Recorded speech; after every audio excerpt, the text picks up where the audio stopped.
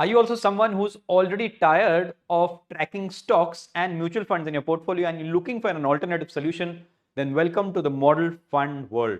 Now, model funds are nothing but a combination of direct stocks and mutual funds. Rather, you can say a midway between direct stocks and mutual funds. Let me explain this in complete detail.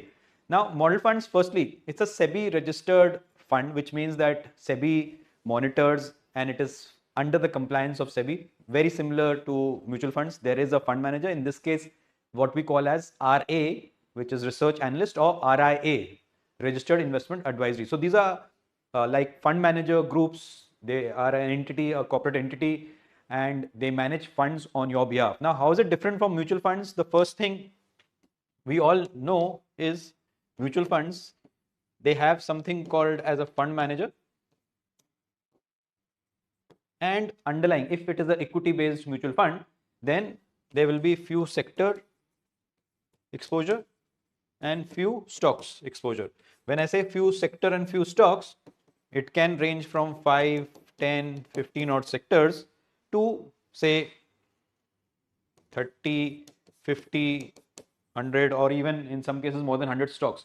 So that is mutual funds for you. Now, as far as model funds are concerned, now how does model funds work?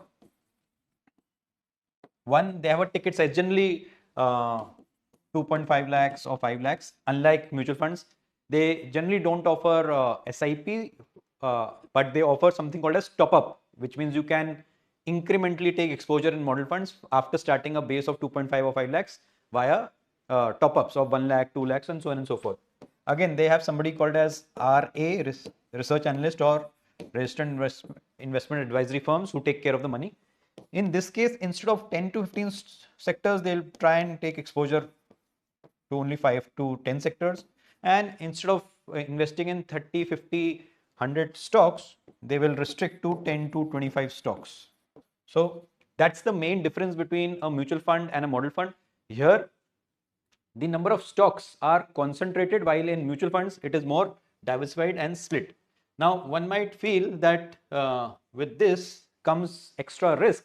So that's the perception which one investor carries, that if a concentrated portfolio is there, then there would be more risk. So that isn't the case. Why? Because what we term risk is nothing but a function of time. So given that if you have a long-term horizon generally in today's world is 3 years and above, then the risk minimizes both in mutual funds and model funds. So I would say the risk is almost the same, but the reward can be more fruitful in model funds because of the concentrated nature. So that is a little bit on model funds. Apart from that, if I was to just give you a quick walkthrough, so generally these model funds are, as I told you, pre-packaged portfolios offered by research analysts and RIAs, registered investment advisory firms.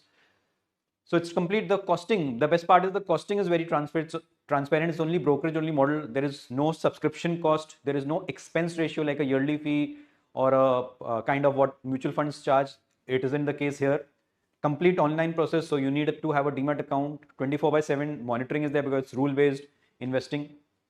As I told you, zero fee, transparency, no exit loads, no lock-in periods, diversification, yet concentrated portfolio. Ownership is in your name because you need to have a demat account, and 24/7 tracking is there because actually you can see it in your mobile app live.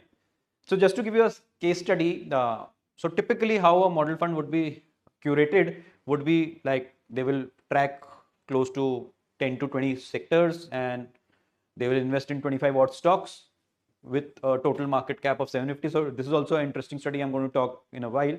Generally, mutual funds are tracking the first 500 stocks, that is large cap, the 100, the next 150, that's the mid cap, and the next 250, that's the small cap.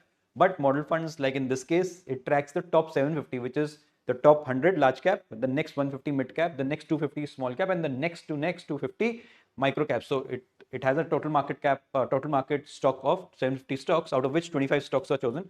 And obviously, one can be very, very selective by running few quant analysis, few technical analysis, and fundamental analysis. So generally, model funds are a combo of fundamental analysis, quant analysis, and technical analysis. So fundamental is where we are checking the quality of the management, the business's quality. Quant analysis, that's the quantitative analysis where you are actually going deep into the machine learning and quantifying in terms of what is what, looking at the hardcore numbers in terms of the top line, bottom line, which you're going to talk like soon. So like a sales growth, a profit growth rule can be defined that above this much of top line and above this much of bottom line growth, only then the stocks would be filtered. And there is a very beautiful way of further narrowing down on the risk as well as reward by looking at the beta, the strainer ratios, the Sharpe ratio, the standard deviation. These are nothing but risk measures in terms of what's going to be the volatility on a particular stock. So at a stock level, all these are monitored and done. So as I told you, large cap, mid cap, small cap, micro cap, you can talk about the entire universe. And the interesting case study here would be, I would say, if I was to just take you back to say this screen. So there is something called as NSE indices. Now a little difference between mutual funds and model funds. So mutual fund typically when we track, so you see a mutual fund. These are few mutual funds we have. So there are obviously 37 mutual fund categories, but just to give you a sense, one which is divided between equity, hybrid, and debt. But within equity, say flexi cap or any for that matter. But just giving you a sense, if you go to a flexi cap, you'll see large, mid, and small. So generally, a mutual fund is investing only and only in the top 100, the next 150, and the next 250, which is the universe of 500 stocks. Whereas a model fund can track or could track something called as a Nifty Total Market Index. So as per the NSE indices website, that's Nifty indices, you see something called as a Nifty Total Market. So I've opened this for you here. Now in the Nifty Total Market, what it says, it also includes the micro cap stocks, but those are also big companies and huge companies with a market cap of almost 5,000 crores. So you get a better screening or better universe choice to pick stocks from. So just to give you an analogy here, what I did is I ran a query on screener saying, okay, give me give me the results of market cap which have more than 1 lakh crore. So market capitalization is nothing but the number of shares into the current market price. So generally a large cap company qualifies under this criteria which has more than 1 lakh 7,000 crore market capitalization. So you can see these 100 odd companies. Then I ran another query on top of this and I said, give me those large cap companies which have a sales growth of more than 20% and a profit growth of 40%. Surprisingly, and not much to my surprise rather, only 7 companies were shortlisted. Then what I did is I went ahead and ran another query which says market capitalization more than 12,500. So any company which qualifies more than 12,500 as market cap would be termed as small, mid, and large cap. That is why you're seeing 500 odd results here. And then I ran another query on top of it, these large, mid, and small cap companies. I ran that, okay, give me those companies which have a sales growth of 20% and profit growth of 40%. And then out of those 500, we were left with only 81 results. Now, this is typically how one fund manager or a research analyst could be filtering down on few stocks. But again, what I did was I also chose the Nifty total market cap, which is more than 5,000 odd crores, and ran a query which gave me a list of 750 odd stocks here. And then I ran the same query which says that give me those companies which are more than 5,000 odd crores and a sales growth of 20 and a profit growth of 40. And it gave me these 121 companies. And that's the real difference I'm talking about, because quickly if I say this gives the fund manager or a research analyst a choice of 121 companies versus 81 companies if they are only choosing large, mid, and small. And if a fund manager only has a large cap company mandate to invest only large cap, then he or she will be only left with 7 odd choices. And that is where the difference of a model fund kicks in. And that is what I was trying to show you here. So, and if you just look at a 3-year, 5-year return, so if you see the Nifty, which is generally termed as large cap, has given a 32% or a 74% as we record this video. It can obviously change over a time. But large and mid cap has given a 68% and 100. These are in absolute terms, 103%. A small cap has given 90 and 140%. A micro cap has given 124 and 243% returns. And that's the real catch, or that's the real fun when it comes to investing in a total market cap of 750. And why you should treat it as an opportunity rather than as a threat, because these are those total market index which has been governed and approved by NSE. So NSE is a hard core, you can say, exchange which will only and only approve a particular stock and give a entry in a particular index if the basic filtering and checklist have been ticked off. So that gives us the power of investing through model funds into these 750 odd stocks and within like 15, 20, 25 odd stocks. So I've already given you this 20-40 thesis, like a 20% sales growth, 40% profit growth. And obviously many a times we feel that some stocks can be pricey or some can be valuable. So just giving an analogy here, not to quote on the, don't take it as a stock recommendation, but just to give you a thesis. So just a company name by GVTD and a state bank. So a market cap of 1,16,000 versus a market cap of 9 lakhs.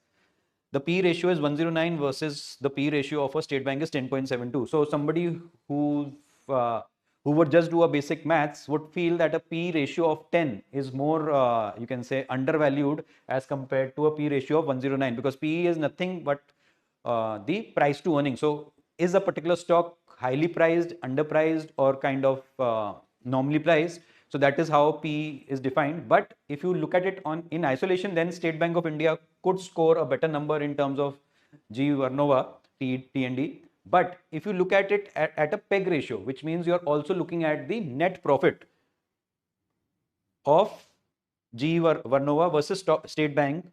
So then you'll see a PEG ratio is of 1.05, whereas a PEG ratio in State Bank is 48.73, because the net profit of that particular company is much lesser than somebody else's, and hence P ratio should not be looked at in isolation. It should be clubbed with something called as PEG ratio as well. So these are few of the parameters which these fund managers, RAs also look at.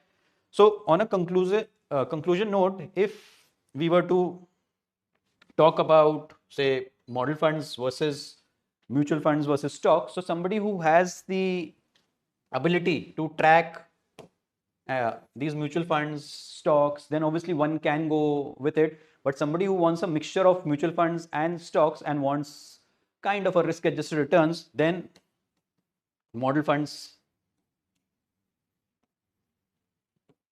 could be your answer. Now, I am sure you will have more questions in terms of what are the additional steps to be taken, how do we enroll in it, what are the platforms, what are the type of model funds, how old are they, what are the brokerage charges attached to it, and lot of other stuff you may not have in terms of your entire understanding about model funds, for which we will be happy to connect on a one-to-one basis, and our team will be happy to share more details on model funds. What you're supposed to be doing is, somewhere in the description box, comment section, you will see a link where you can request for a one-to-one call with our team members. We'll be happy to share a few more details on model funds and happy to give you step-by-step approach on how model funds can actually be executed and how you as an investor can benefit from model funds as part of your overall asset allocation, apart from mutual funds and stocks, which I'm sure you're already doing. Till then, thank you so much. Namaskar and Jai Hind.